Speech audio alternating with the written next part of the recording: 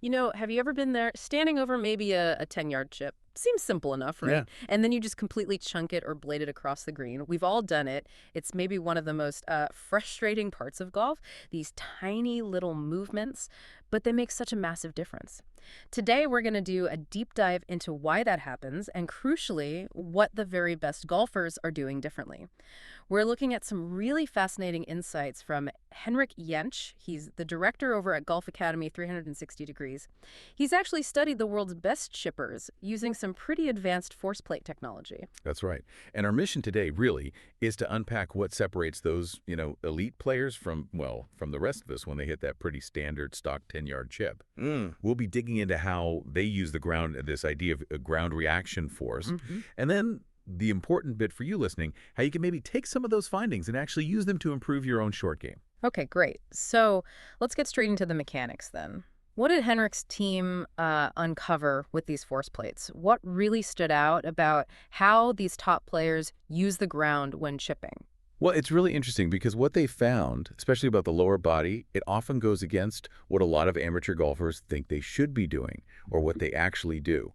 So the first key movement they saw consistently with the best chippers, they're moving forward. Moving forward, okay. Yeah, their center of force and also their center of mass, so like their body weight, it's moving towards the target during the chip.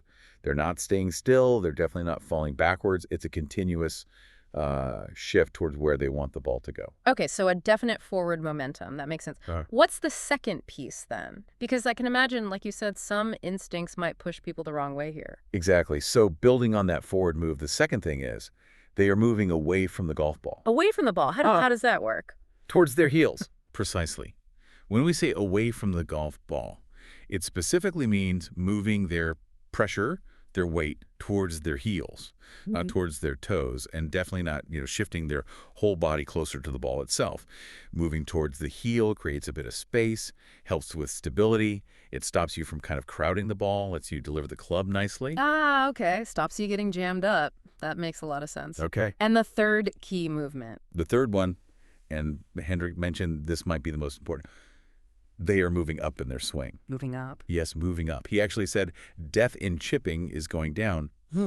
If you think about it, if you keep getting lower and lower as you swing, you kind of run out of room. It restricts your ability to extend through the shot, which you need for that clean contact, that proper release of the club, the pros.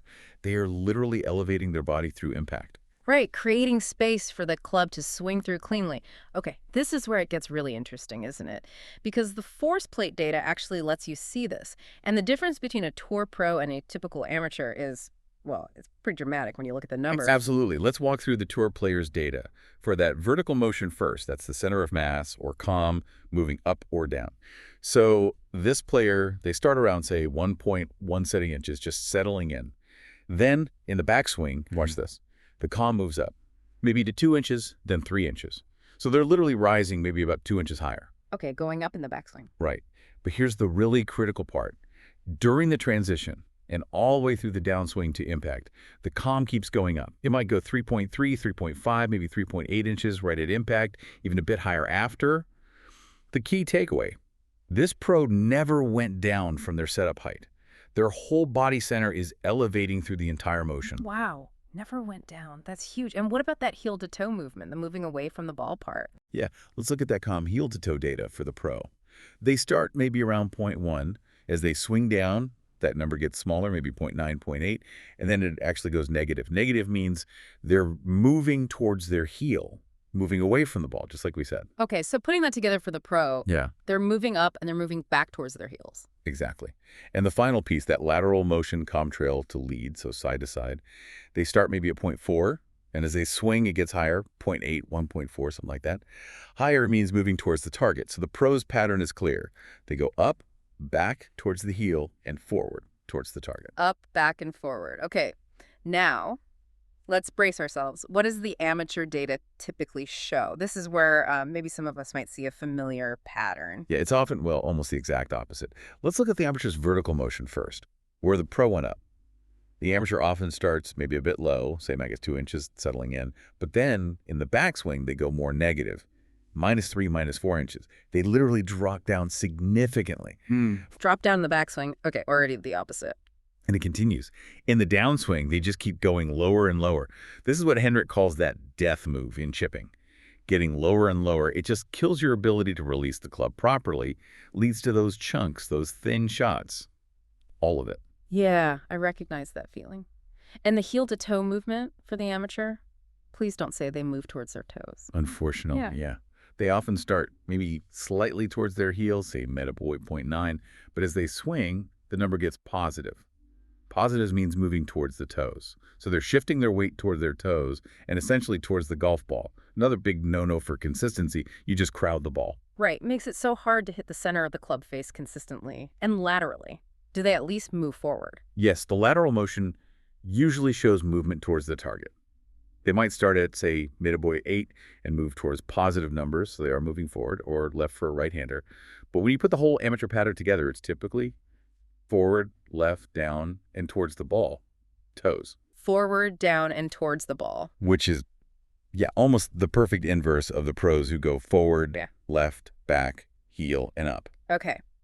That paints a very clear picture. So for anyone listening who might be thinking, uh-oh, that down and towards the ball thing sounds a bit like me, what can they actually do about it? Are there drills? Absolutely. The good news is you can train these better movements. There are specific drills designed to counteract exactly those bad habits, the moving down and moving towards the ball.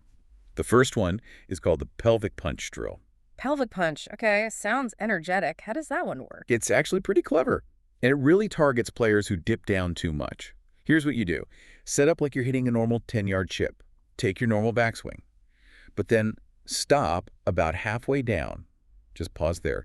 Now, from that halfway down point, without taking any more backswing, try to hit the chip. From halfway down, no backswing from there. Right. And it's going to feel really weird at first. Probably feels like you're just going to stab the club straight into the ground. Yeah, I can imagine. Uncoordinated. Exactly. But here's the key. To actually make decent contact from that position, your body almost instinctively feels like it has to lift up. You have to extend your legs and push your pelvis up and forward, hence the punch idea. It basically forces you to feel that upward extension to avoid digging. On force plates, you almost never see someone go down from that starting point. They stand up. Ah, so it forces the opposite of the downward move. Precisely. You get the feeling of the legs extending as the club comes down. Start with no backswing from that halfway point, just to get the feel of lifting. Then, once you're comfortable with that upward push, you can gradually start adding the backswing back in, trying to keep that same feeling of extending up through impact. Okay, that's a smart way to isolate and force that upward movement. What about something for the up and back feeling, something maybe a bit more dynamic? Yeah, for that, there's the jump move drill. This one's great for getting that combined up and back towards the heels feeling that the pros have. Jump move drill. Okay, how does this one go? So, you start by squatting down a little bit, maybe bring your arms up like you're prepping for a little jump. Then actually feel like you are going to jump upwards. As you start that upward push with your legs, let your arms swing down naturally. What you'll feel is, as your legs extend, that's the up part, your body, especially your pressure, will tend to move slightly backwards towards your heels. That's the back part. So you're mimicking the leg extension and the slight backward shift simultaneously. Exactly. It creates that up and back sensation, which is, again, the total opposite of that common amateur fault of going down and forward towards the toes. Get that feeling first without a club. Feel the legs push up, feel the pressure shift back slightly, then grab your wedge and try to replicate that same feeling and same sequence in your little chip shots. Just a small swing, focusing on that jump sensation up and back. Right. So both drills are really about kind of tricking or forcing your body to experience the opposite of those harmful tendencies. And I guess with practice doing these consistently, that correct up, back, and forward sequence starts to feel more natural, more ingrained. That's the whole idea. Yeah. You're overwriting the old pattern by exaggerating the correct one. Over time, that feeling of extension, moving back onto the heels slightly while still shifting forward, leads to much more consistent contact, much better ships. So to boil it all down, the best chippers, they create that vertical extension, they move up, they move their pressure back towards their heels away from the ball, and they do all this while smoothly shifting their overall mass forward towards the target, up, back, forward. It's a fascinating look at how these subtle ground interactions make such a difference. And really, it highlights that understanding body mechanics isn't just for elite athletes, is it? Understanding the why behind these movements, seeing the data, and then having specific drills to practice. That's how you can actually improve, not just in golf, but potentially in anything requiring precise movement. Absolutely. And maybe that leaves you, the listener, with something to think about. How might understanding these, fairly subtle ways you use the ground in a golf chip apply elsewhere? Think about other sports you play, or even just how you move walking or lifting something. Are there other counterintuitive movements, other ways of interacting with the ground that might unlock better performance or efficiency if you just understood them a little better? It's an interesting thought, isn't it?